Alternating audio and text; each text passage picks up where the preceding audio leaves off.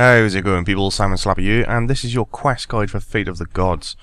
So it's literally just come out this second, and quest requirement wise you need Missing Presumed Death. Optional wise to get all the rewards is World Wakes, Majora Memories, as well as Firemaker's Curse. Skill wise you will need 67 Summoning, 73 Agility, 75 Divination, 76 Slayer, and 79 Magic. Item wise there are no base requirements, although I would highly recommend bringing along some good armor as well as a weapon. A face mask of some kind, and you will need to wear that throughout the time you're in for an SK. Also, a massive amount of food. Bringing along any kind of beast of burden to hold some extra food for you is a plus. So with that said, as soon as you're ready, come down just south of TheCompleteRS and go ahead and talk to Azanadra. This is where you start the quest. Quickly run through the chat with Azanadra. He does have quite a lot of options, and you can learn some stuff about the history and the lore. So if you're into that, go for it. But go ahead and accept the quest as soon as you are ready. So once you've accepted the quest, you'll carry on talking with Azanadra for a little while. This quest is fully voice acted, so if you are interested in the lore, I would highly recommend turning on your sounds. Either way, Sliske will appear eventually. Go ahead and talk to him. And again, same with Azanadra, you can ask Sliske quite a lot of questions and find out what is going on with the history and the lore and the fight between the gods. Either way, quickly run through the chat and keep asking him about opening up this world gate. Then, okay, let's proceed.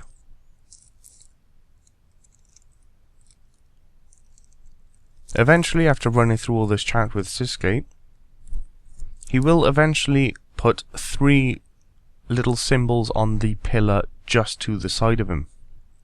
It may be hard to see in the video because there's simply so many people around, but it is literally right next to Sliske himself.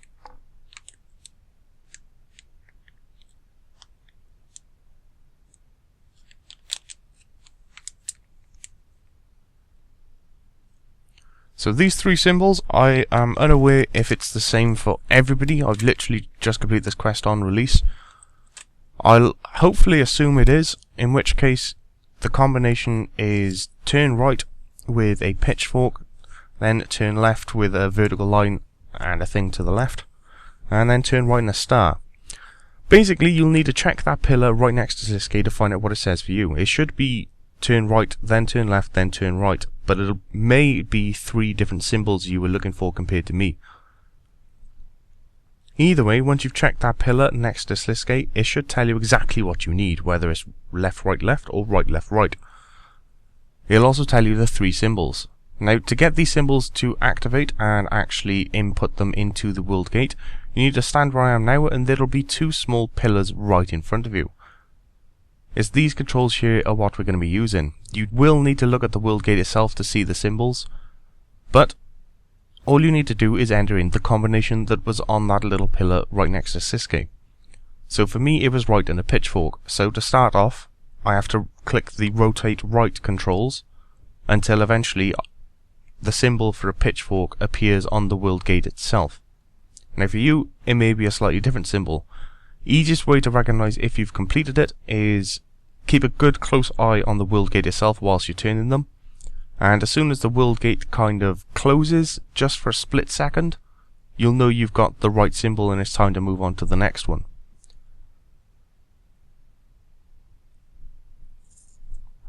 So I'm not sure if this is the same for everybody, as I said, so you will have to look at the little pillar next to Sliske, as I said. But hopefully I've explained it well enough for everybody else to be able to do it without too much trouble. It's quite straightforward. It's simply a basic kind of safe combination, but instead of using numbers, use the little pictures on the world gate. So as soon as you've entered it, go ahead and talk to Sliske again, and Sliske will now eventually power it up for us. You'll then start a little conversation with Azanadra. It's up to you what your choices are here. This is all based on the lore. Eventually these will make an impact on quests down the line, but for now it's entirely up to you which one you choose. As soon as you finish talking with them, go ahead and enter the world gate.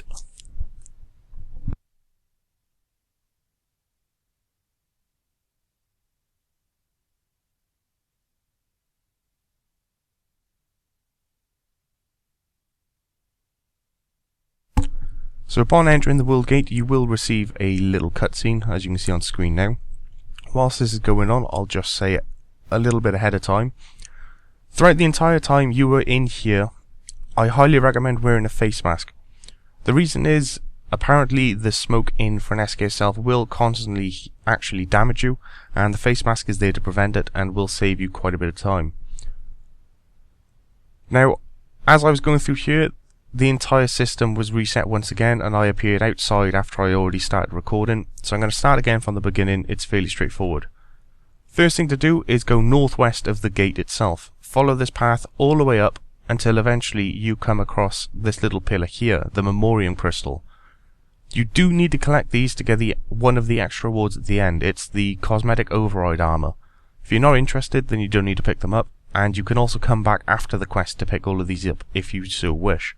So there's no immediate rush to do them whilst you're doing the quest itself, but I'll pick them up as I go. Once you've picked that up from the world gate, go ahead and make your way east. You'll need to jump across the rocks to do so.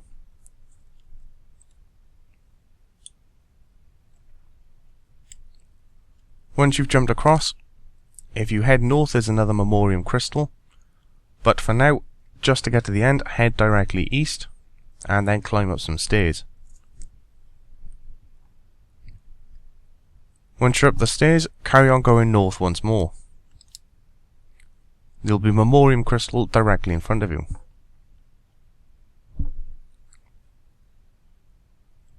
Once you've picked that up, go ahead and make your way to the east just a little bit, and you'll be able to drop down on the south side.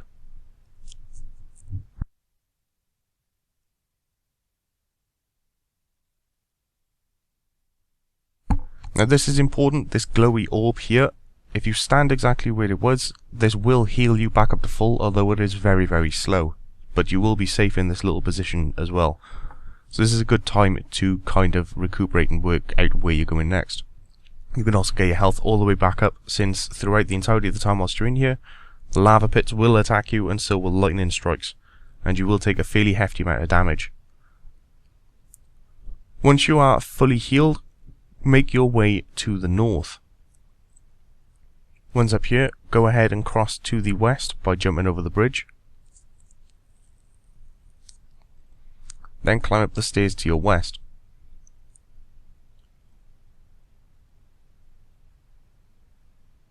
Make your way northeast from here. And just to the east side you can drop down, and you'll find another memoriam statue here. Go ahead and pick it up if you so wish. As I said, the memoriam crystals themselves are used to earn the cosmetic override at the end of the quest, but they're not actually required to complete said quest. So once you're back up to where we just were before dropping down to the memoriam crystal, if you follow the path all the way up to the north side this time instead of dropping down,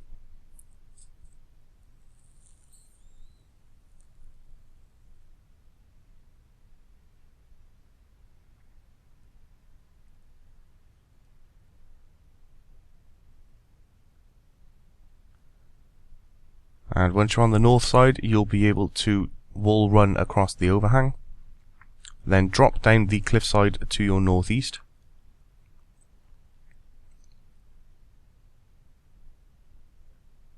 then make your way north again and you'll find another memoriam crystal. Whether you choose to pick it up is entirely up to you. Once you've got it though, head south and follow the pathway all the way around.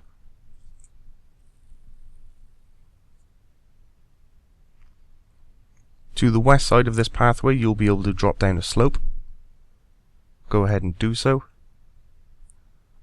Once you've done that, go ahead and make your way west once again. And this will be another rest point for you to get back up to full life, if you need it. I would highly recommend doing so.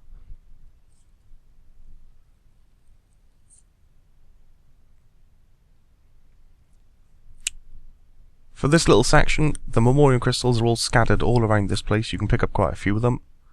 But if you just look in to complete this quest, which I will do so from now on I think, if you head to your east just a little bit, and then head north up to these stairs here, and go ahead and make your way up. So once you've climbed up the stairs, you can now cross this overhang. Go ahead and do so.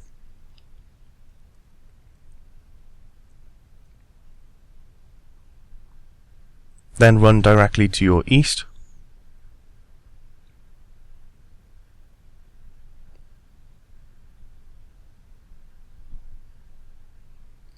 Then make your way up north.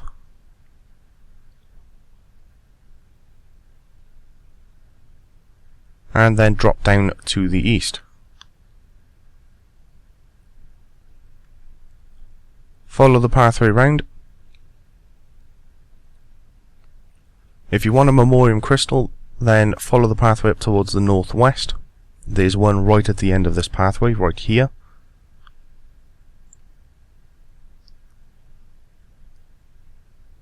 Once you've got that, just go directly east.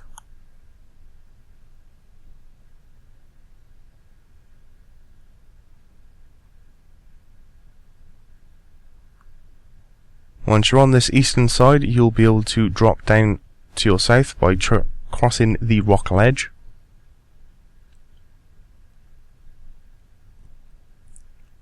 There's one more memoriam crystal to pick up here, and it's literally just around the side. Either way, as soon as you're ready, go ahead and enter the tunnel.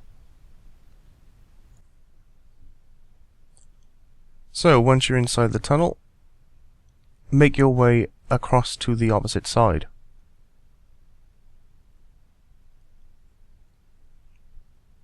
At the other end, on your left, you will actually see another memorial crystal you can pick up.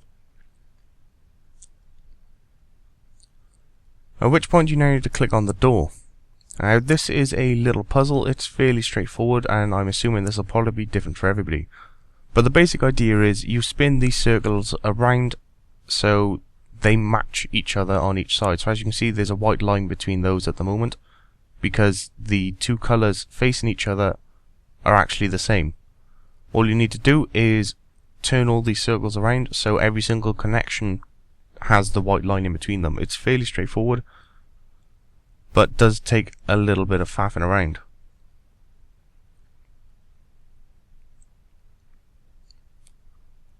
But as I said, I'm pretty sure this will likely be different for everybody, so yeah, can't really give you a nice easy guide for it. It is fairly straightforward though. As I said, you literally just spin these circles around so the white line is going to all of them, which basically means you just got to match up all of the colours, like that. There's 3 puzzles in all. It's fairly straightforward. The last one will take you a little bit of time, but altogether the puzzle's fairly straightforward.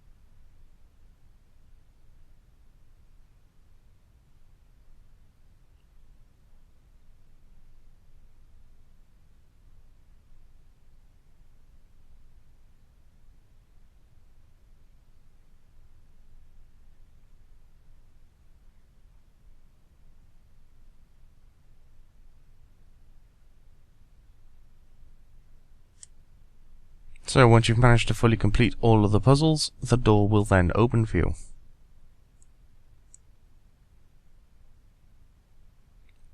Go ahead and make your way inside. Now a bit of combat is required inside this room, although it's not overly difficult. You should be able to do it in basically any gear and a bit of food. First off, you need to walk inside to the center of the room, and these 4 giant rocks will drop down and monsters will start running around the room. If you happen to get caught in the path of one of these monsters as they're running across the room like this, you will get hit for quite a massive amount of damage. But the idea of the room is simply kill all of these things that are running around. The easiest tactic for this is to try and stay near the outer edge, so you can simply dodge these that are running at you and try to avoid as much mega huge damage as you can. It gets easier and easier the more you actually manage to take out, because it's a lot simpler to dodge the runners.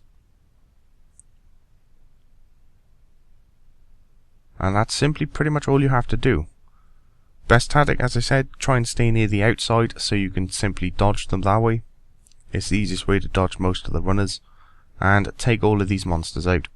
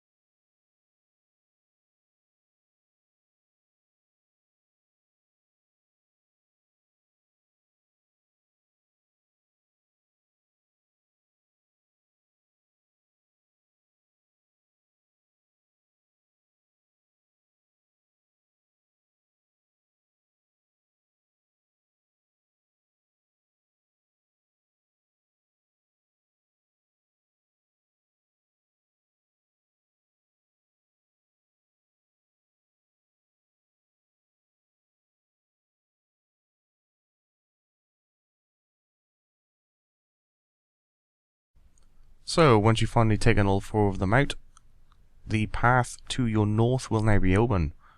Go ahead and enter. There's also a memorial crystal just at the exit to here as well.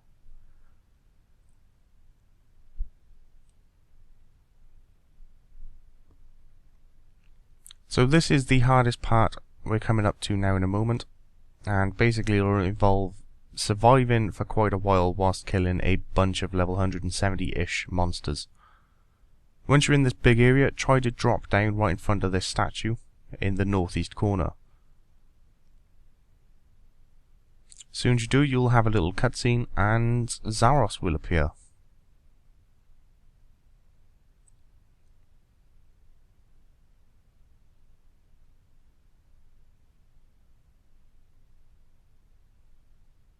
You will then have another little cutscene.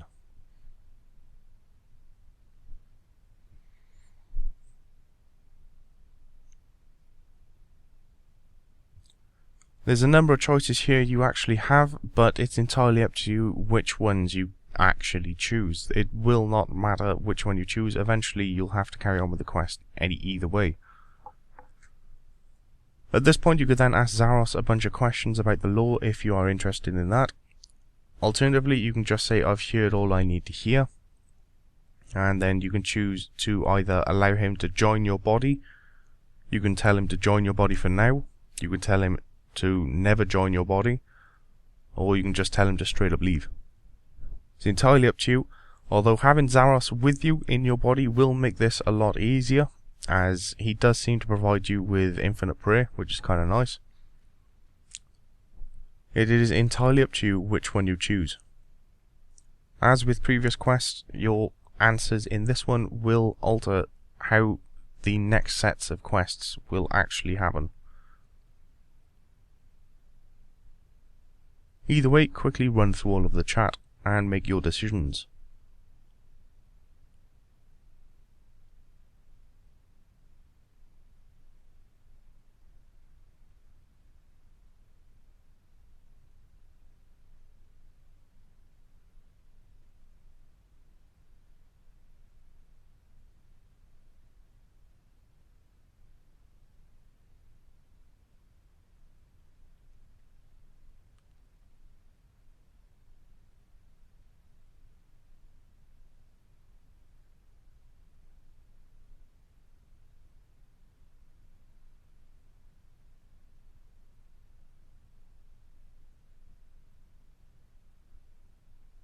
As soon as you've made your decision either to let him into your body or not, you will appear back next to the giant statue. Now this is the difficult part. If you do happen to die in this section, there's not much to worry about. Your gravestone will appear just outside where Azanadra is, next to the world gate, and you can easily get back to it in time. That's not so much a problem. Although at this point I would probably highly recommend banking, as you'll likely be needing quite a lot of food. A beast of burden full of food at this point is highly recommended. All you need to do is walk towards the statue to begin, and at the top of the screen there will be a meter which will slowly, and I do mean slowly, deplete towards 0%. In a nutshell, you need to survive until that bar is completely depleted. And that's pretty much all there is to it. You'll have Muspers attacking you throughout this fight, and occasionally Ma, the Elder God, the massive statue thing in the background, will throw out a massive AoE which will knock all monsters for about 6k damage. It will also do you a fairly huge chunk of damage as well. So try to keep your HP up throughout the entirety of this fight and carry on killing them. A good tactic may be to get these Musper down to about 5-6k HP and then move on to the next one, as whenever Ma the Elder God shouts, she will likely kill them for you. However, either way you go about doing this, you simply need to keep your HP high and keep killing these in the meantime. And that is pretty much it. You keep going until the meter hits 0%. There's no real uber tactic to killing this. It's quite literally endurance. You just need to last as long as you can.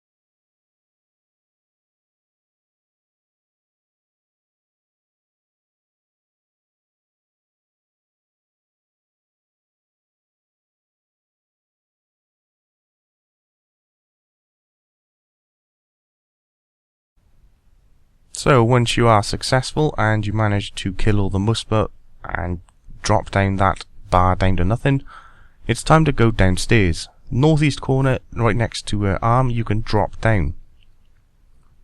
Once you've dropped down, you'll be in this little room here.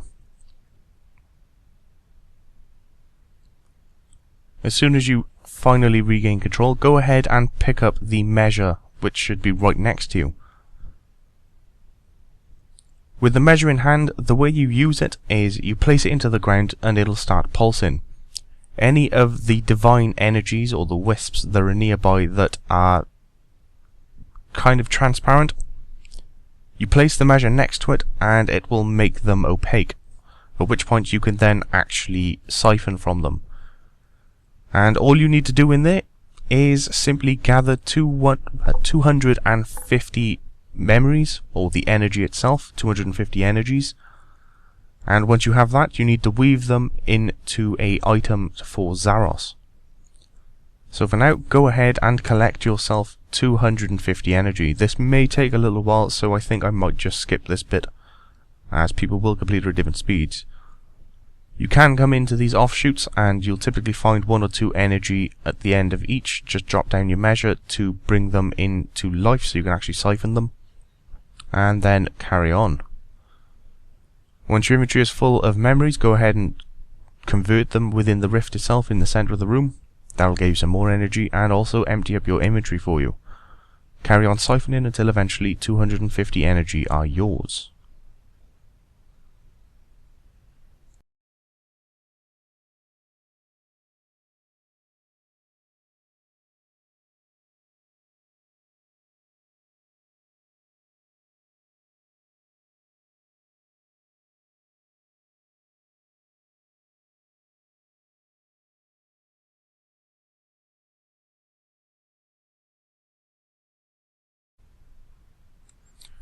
So once you finally have yourself 250 energy, you need to then weave those energies into a simulacrum. You will have 2 choices, a dark simulacrum or a light simulacrum. If you choose a dark simulacrum, it'll bring Zaros back to life with full power. If you choose a light simulacrum, it'll bring Zaros back to life but weakened slightly. This is entirely up to you which one you choose. It will not affect completing the quest at all. It'll just affect possibly the future quests that come from Jagex. So either way, whichever one you decided to choose, you now need to head back upstairs. So within the central chamber next to the rift, there are some stairs on the west side. Go ahead and climb up them and get out.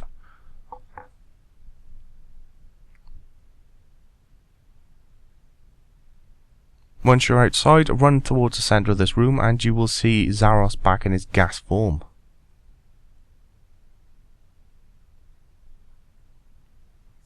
Quickly run through the chat and it's entirely up to you what you answer in these questions. It will vary depending on whether or not you made a light or dark simulacrum as well. So quickly run through the chat with Zaros until eventually you get a big ol' cutscene.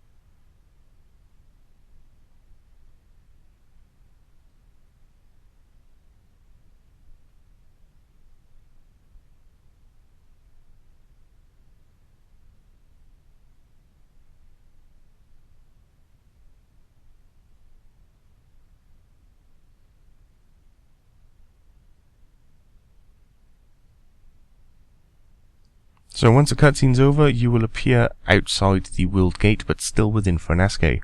Quickly run through the chat with Zaros. Again, it's up to you which options you choose here.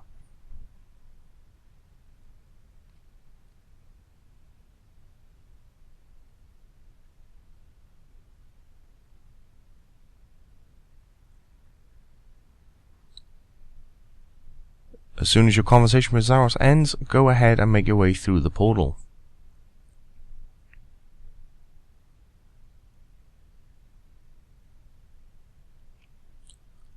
Welcome back to Gillinor. Once you're here, go ahead and speak to Azanadra.